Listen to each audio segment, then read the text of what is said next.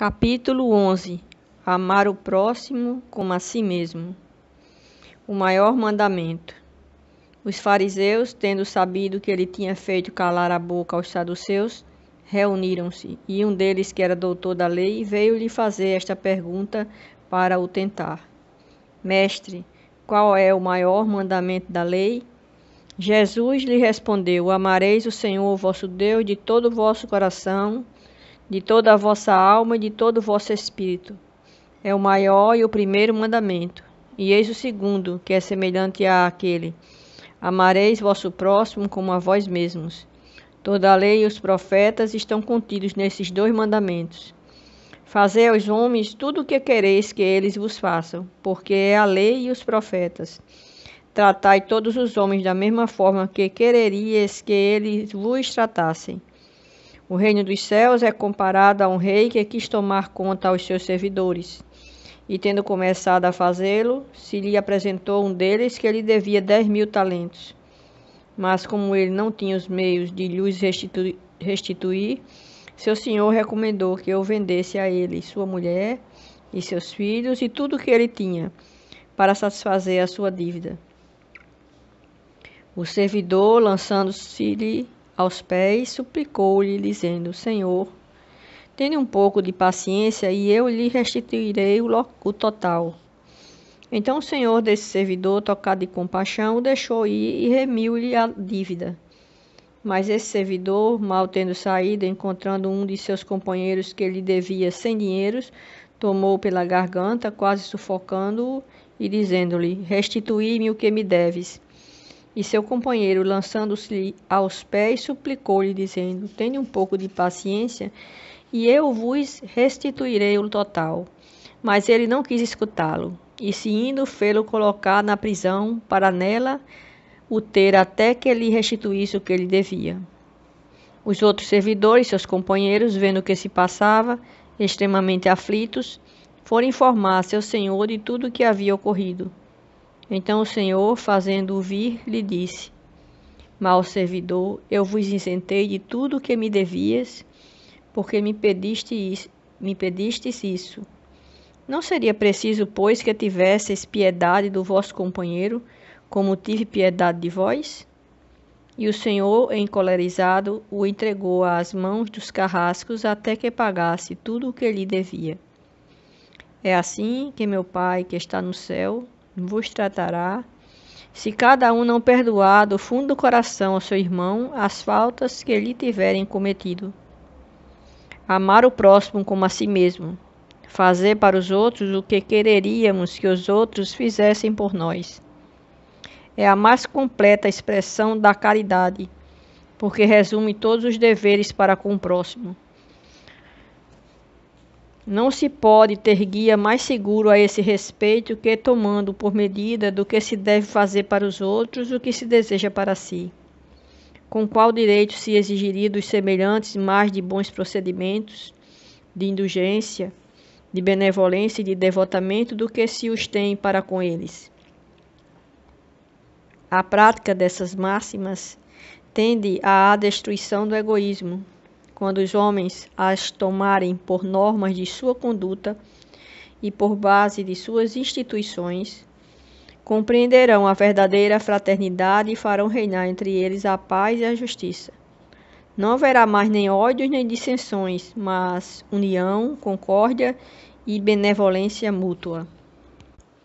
Dai a César o que é de César. Então os fariseus, tendo se retirado, decidiram entre si surpreendê-lo em suas palavras. Mandaram-lhe, pois, seus discípulos, com os herodianos, dizer-lhe: Senhor, sabemos que sois verdadeiro e que ensinais o caminho de Deus pela verdade, sem considerar quem quer que seja, porque não considerais a pessoa nos homens. Dizei-nos, pois, vosso conselho sobre isto. É-nos permitido pagar o tributo a César ou não pagá-lo? Mas Jesus, conhecendo a sua malícia, lhes disse: Hipócritas, por que me tentais? Mostrai-me a peça de dinheiro que se dá para o tributo. E tendo eles lhe apresentado uma moeda, Jesus lhes disse: De quem é esta imagem e esta inscrição? De César, disseram-lhe. Então Jesus lhes respondeu: Dai, pois, a César o que é de César, e a Deus o que é de Deus. Tendo ouvido falar dessa maneira, admiraram-se de sua resposta e, deixando-o, se retiraram. A questão proposta a Jesus era motivada pela circunstância de que os judeus, tendo horror ao tributo que lhes era imposto pelos romanos, dela fizeram uma questão religiosa. Um partido numeroso se formara para repelir o imposto. O pagamento do tributo era, pois, para eles uma questão irritante e atual, sem a qual a pergunta feita a Jesus, é-nos permitido pagar ou não pagar o tributo a César, não teria nenhum sentido. Essa questão era uma armadilha, porque, de acordo com a sua resposta, esperava excitar contra ele, seja a autoridade romana ou os judeus dissidentes. Mas Jesus, conhecendo a sua malícia, evita a dificuldade, dando-lhes uma lição de justiça, dizendo-lhes para restituir a cada um o que lhe era devido. Esta máxima, dai a César o que é de César, não deve ser entendida de uma forma restritiva e absoluta. Como todos os ensinamentos de Jesus, é um princípio geral resumido sob uma forma prática e usual e deduzida de uma circunstância particular. Esse princípio é uma consequência daquele que manda agir para com os outros como quereríamos que os outros agissem para conosco. Ele condena todo o prejuízo material e moral acarretado ao outrem, toda violação dos seus interesses, prescreve o respeito dos direitos de cada um, como cada um deseja que se respeite os seus. Estende-se ao cumprimento dos deveres contraídos para com a família, a sociedade, a autoridade, assim como para com os indivíduos. Instruções dos Espíritos, a lei de amor. O amor resume inteiramente a doutrina de Jesus, porque é o sentimento por excelência, e os sentimentos são os instintos elevados à altura do progresso realizado. No seu início, o homem não tem senão instintos. Mais avançado e corrompido, só tem sensações. Mais instruído e purificado, tem sentimentos. E o ponto delicado do sentimento é o amor. Não o amor no sentido vulgar do termo, mas este sol interior que condensa e reúne em seu foco ardente todas as aspirações e todas as revelações sobre-humanas. A lei de amor substitui a personalidade pela fusão dos seres e aniquila as misérias sociais. Feliz aquele que, ultrapassando a sua humanidade, ama com amplo amor seus irmãos em dores. Feliz aquele que ama, porque não conhece nem a angústia da alma, nem a miséria do corpo. Seus pés são leves e vive como que transportado para fora de si mesmo. Quando Jesus pronunciou esta palavra divina, amor, ela fez estremecer os povos e os mártires, ébrios de esperança, desceram ao circo. O Espiritismo, a seu turno, vem pronunciar uma segunda palavra do alfabeto divino. Estai atentos, porque esta palavra ergue a pedra dos túmulos vazios e a reencarnação, triunfando sobre a morte, revela ao homem maravilhado seu patrimônio intelectual. Não é mais aos suplícios que ela o conduz, mas à conquista do seu ser, elevado e transfigurado. O sangue resgatou o espírito, e o espírito deve hoje resgatar o homem da matéria. Disse eu que no seu início o homem não tem senão instintos, e aquele, pois, em quem os instintos dominam, está mais próximo do ponto de partida que do objetivo. Para avançar em direção ao objetivo é preciso vencer os instintos em proveito dos sentimentos, quer dizer, aperfeiçoar estes, sufocando os germes latentes da matéria. Os instintos são a germinação e os embriões do sentimento. Eles carregam consigo o progresso, como uma bolota encerra o carvalho, e os seres menos avançados são aqueles que, não se despojando senão pouco a pouco de sua crisálida, permanecem escravizados aos instintos. O espírito deve ser cultivado como um campo. Toda a riqueza futura depende do labor presente, e mais do que bens terrestres, levar-vos-á à gloriosa elevação. É então que, compreendendo a lei de amor que une todos os seres, nela encontrareis as suaves alegrias da alma, que são o prelúdio das alegrias celestes. Lázaro, Paris, 1862. O amor é de essência divina, e desde o primeiro até o último possuís no fundo do coração a chama desse fogo sagrado. É um fato que pudestes constatar muitas vezes. O homem mais abjeto, o mais vil, o mais criminoso, tem por um ser, ou por um objeto qualquer, uma afeição viva e ardente, à prova de tudo que tendesse a diminuí-la, e atingindo frequentemente proporções sublimes. Disse eu por um ser ou por um objeto qualquer, porque existe entre vós indivíduos que dispensam tesouros de amor dos quais seus corações transbordam sobre animais, sobre plantas e mesmo sobre objetos materiais, espécies de misântropos, se queixando da humanidade em geral, resistindo contra a tendência natural de sua alma que procura ao seu redor a afeição e a simpatia. Eles rebaixam a lei de amor ao estado de instinto. Mas qualquer coisa que façam, não saberão sufocar os germes vivais que Deus lhes depositou nos corações, na sua criação. Esses germes se desenvolvem e engrandecem com a moralidade e a inteligência, e ainda que comprimido pelo egoísmo, é a fonte dos santas e doces virtudes que faz as afeições sinceras e duráveis e vos ajudam a transpor a rota escarpada e árida da existência humana. Há algumas pessoas a quem a prova da reencarnação repugna, no sentido de que outros participem de suas afetuosas simpatias, das quais são ciosas. Pobres irmãos, é a vossa afeição que vos torna egoístas. Vosso amor está restrito a um círculo íntimo de parentes ou de amigos, e todos os outros vos são indiferentes. Pois bem, para praticar a lei de amor, tal como Deus a entende, é preciso que chegueis progressivamente a amar todos os vossos irmãos indistintamente. A tarefa será longa e difícil, mas se cumprirá. Deus o quer, e a lei de amor é o primeiro e o mais importante preceito de vossa nova doutrina, porque é a que deverá um dia matar o egoísmo sob qualquer forma que ele se apresente. Porque, além do egoísmo pessoal, há ainda o egoísmo de família, de casta, de nacionalidade. Jesus disse: amai vosso próximo como a vós mesmos. Ora, qual é o limite do próximo? A família? Aceita a nação? Não, é a humanidade toda. Nos mundos superiores, é o amor recíproco, que harmoniza e dirige os espíritos avançados que os habitam. E o vosso planeta, destinado a um progresso próximo por sua transformação social, verá praticar por seus habitantes esta lei sublime, reflexo da divindade. Os efeitos da lei de amor são o aperfeiçoamento moral da raça humana e a felicidade durante a vida terrestre. Os mais rebeldes e os mais viciosos deverão se reformar quando virem os benefícios produzidos por esta prática.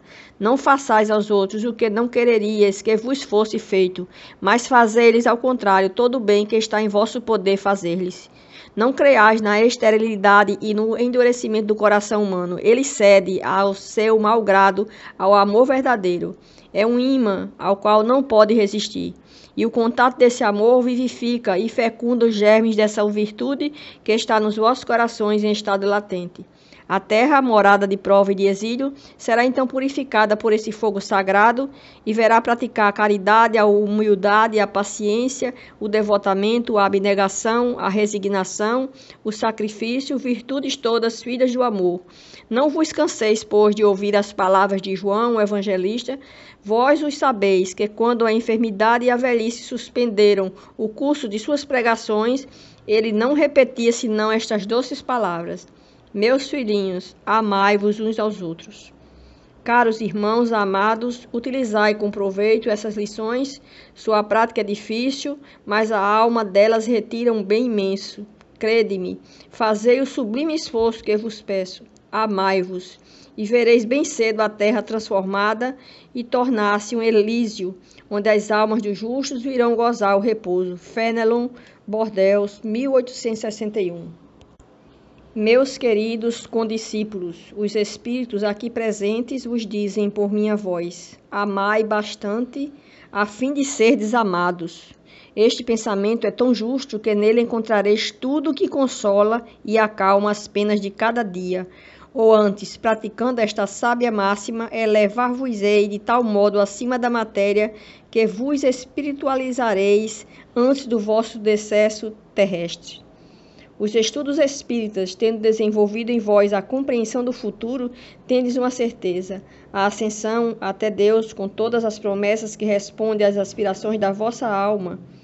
Também deveis vos elevar bastante alto para julgar sem as estreitezas da matéria e não condenar vosso próximo antes de terdes dirigido vosso pensamento até Deus. Amar, no sentido profundo da palavra, é ser leal, probo, consciencioso, para fazer aos outros o que se quereria para si mesmo. É procurar ao redor de si o sentido íntimo de todas as dores que oprimem vossos irmãos para abrandá-las. É encarar a grande família humana como a sua, porque essa família vós a encontrareis em um certo período em mundos mais avançados. E os espíritos que a compõem são como vós, filhos de Deus destinados a se elevarem ao infinito.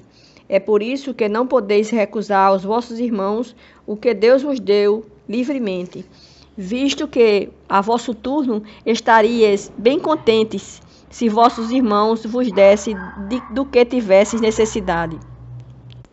A todos os sofrimentos dai, pois, uma palavra de esperança e de apoio, a fim de que sejais todo amor, toda justiça. Crede que estas sábias palavras, amai bastante para serdes amados, caminharão. Elas são revolucionárias e seguem um caminho fixo, invariável, mas já tendes ganho vós que me escutais. Sois infinitamente melhores do que há 100 anos. Tendes de tal modo mudado em vosso proveito que aceitais, sem contestar, uma multidão de ideias novas sobre a liberdade e a fraternidade que outrora rejeitastes. Ora, daqui a 100 anos aceitareis com a mesma facilidade aquelas que não puderam ainda entrar em vosso cérebro. Hoje que o movimento espírita deu um grande passo, vede com que rapidez as ideias de justiça e de renovação contidas nos ditados dos espíritos são aceitas pela parte mediana do mundo inteligente. É porque essas ideias respondem a tudo o que há de divino em vós. É que estáis preparados para uma sementeira fecunda, a do último século, que implantou na sociedade as grandes ideias de progresso.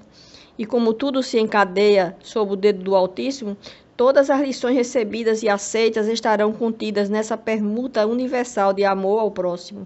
Por ele, os espíritos encarnados, julgando e sentindo melhor, se estenderão as mãos desde os confins do vosso planeta. Reunir-se-ão para se entenderem e se amarem, para destruírem todas as injustiças, todas as causas de desinteligência entre os povos. Grande pensamento de renovação pelo Espiritismo, tão bem descrito em O Livro dos Espíritos, tu produzirás o grande milagre do século futuro, o da reunião de todos os interesses materiais e espirituais dos homens pela aplicação desta máxima bem compreendida: amai bastante, a fim de serdes amados. Sansão, membro da Sociedade Espírita de Paris, 1863. O egoísmo. O egoísmo, esta chaga da humanidade, deve desaparecer da Terra, cujo progresso moral retarda. Ao Espiritismo está reservada a tarefa de fazê-la subir na hierarquia dos mundos. O egoísmo é, pois, o objetivo para o qual todos os verdadeiros crentes devem dirigir suas armas, suas forças e sua coragem. Digo coragem porque é preciso mais coragem para vencer a si mesmo do que para vencer os outros.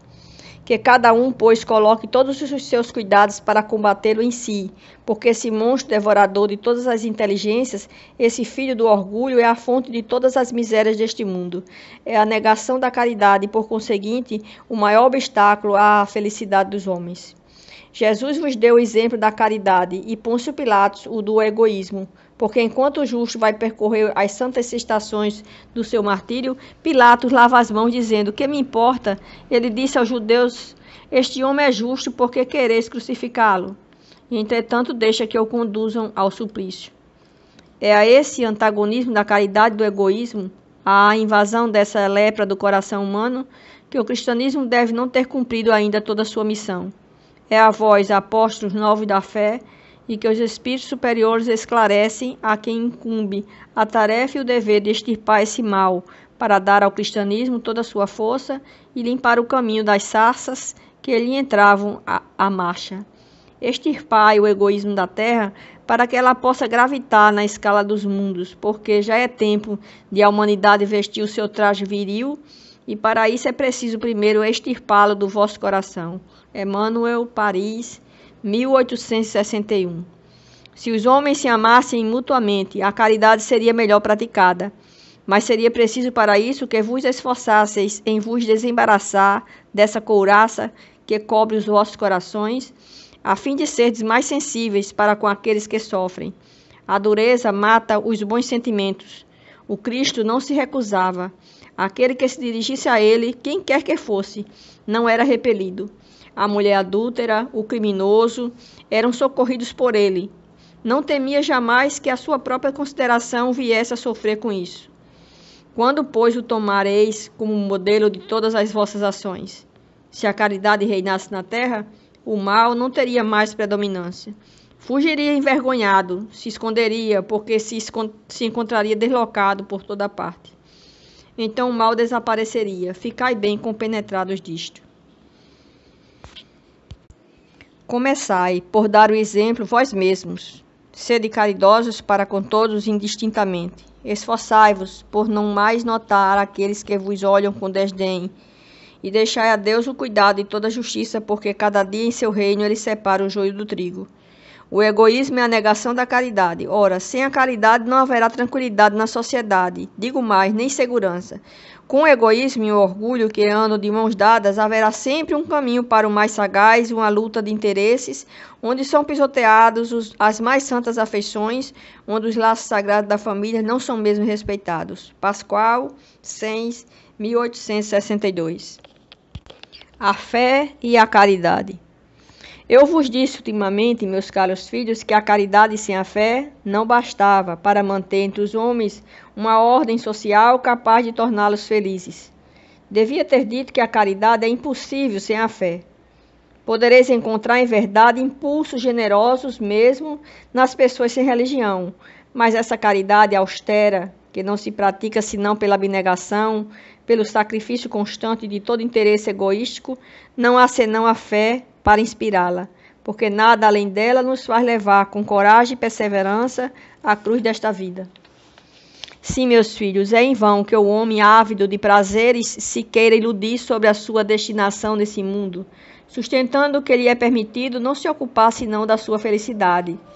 Certamente Deus nos criou para sermos felizes na eternidade, entretanto, a vida terrestre deve servir unicamente ao nosso aperfeiçoamento moral, que se adquire mais facilmente com a ajuda dos órgãos e do mundo material.